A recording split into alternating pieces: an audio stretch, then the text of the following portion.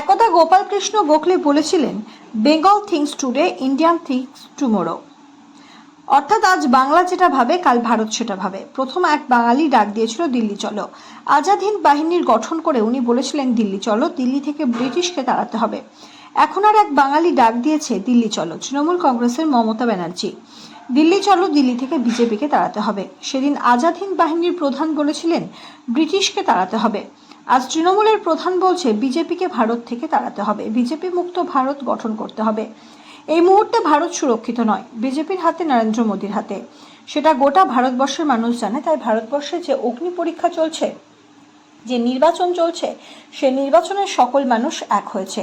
বিজেপিকে ভারত থেকে তাড়াতে হবে, বিজেপি মুক্ত ভারত করতে হবে। তাই বাংলার নেত্রী বলছে বিজেপি মুক্ত ভারত করব। তাই তো বিভিন্ন মিটিং মিছিলে বুদ্ধিজীবীরা পথে নেমেছে। আজ সেই রকমই গোড়াবাজার নিমতলায় শিক্ষক সমাজ, বুদ্ধিজীবী সমাজ তারা রাস্তায় নেমেছে এবং বলছে আজ বিশ্বকবি রবীন্দ্রনাথের জন্মদিন। এই জন্মদিনের শপথ নিচ্ছি যে বাংলা থেকে বিজেপিকে উৎখাত করব। এইরকমই প্রতিশ্রুতি আজ গোড়াবাজার নিমতলা মোড় থেকে শিক্ষক সমাজ নিল। আজকের এই পথসভায় উপস্থিত ছিলেন মাধ্যমিক শিক্ষা সেলের জেলা সভাপতি দিলীপ সিংহ রায়, সংগঠনের সাধারণ সম্পাদক ইন্দ্রনীল চৌধুরী, হিকমপুর হাই স্কুলের প্রধান শিক্ষক সঞ্জয় মুখার্জি, বিশিষ্ট কবি সাহিত্যিক অশোক দাস, বিশিষ্ট সাংবাদিক মানিক ভট্টাচার্য, বিশিষ্ট বুদ্ধিজীবী প্রদীপ কুমার ঘটক, এছাড়াও প্রচুর শিক্ষকগণ আজকের সভা আলোকিত করে বসেছিলেন।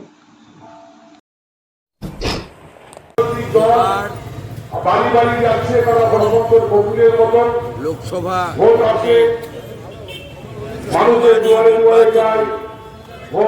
এবার পার্লামেন্টে পাঠাবে নতুন মুখ।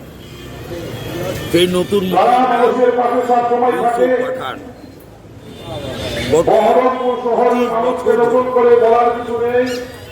মানুষ যাকে নির্বাচিত তিনি ভণ্ডামি করেছেন, মানুষকে বেইমানি আজকে সিপিএমের মাফলার, লাল মাফলার গলায় নিয়ে লাজ লজ্জাকে বিসর্জন দিয়ে তিনি হাঁটছেন। আজকে বহরমপুর শহর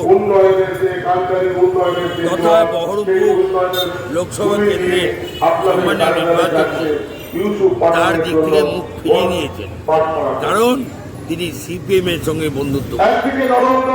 সবাই ছিচি করছে তার বেহাল অবস্থা। কান্দে পইয়া বগা কান্দে রে, অধীর চৌধুরী এখন বগা চৌধুরী হয়ে গেছে। মানুষের হাতে পায়ে ধরছে, মানুষ সর্বশক্তিমান। মানুষকে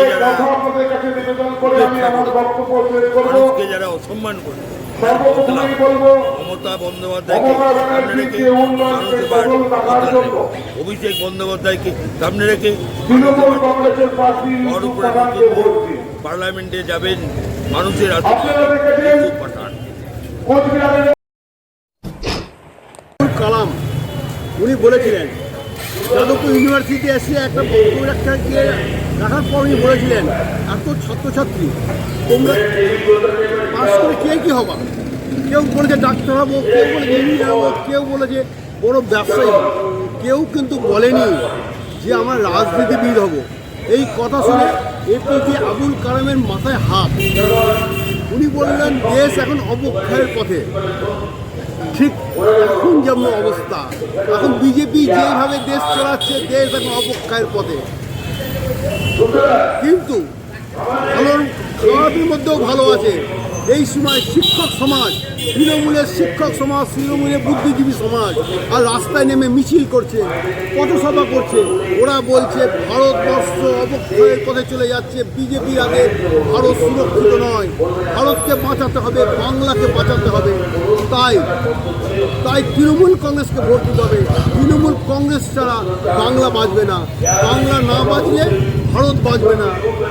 গোপালকৃষ্ণ গোখলে বলেছেন Bengal things today, Indian things tomorrow. অর্থাৎ আজ বাংলা যেটা ভাববে কাল ভারত সেটা ভাববে। তাই বলছি বাংলা বাঁচলে ভারত বাঁচবে। শিক্ষক সমাজ আজ তারা রাস্তায় নেমে প্রতিবাদ করছে, মিছিল করছে, মিটিং করছে, বিজেপি হটাও দেশ বাঁচাও, বিজেপি হটাও দেশ বাঁচাও।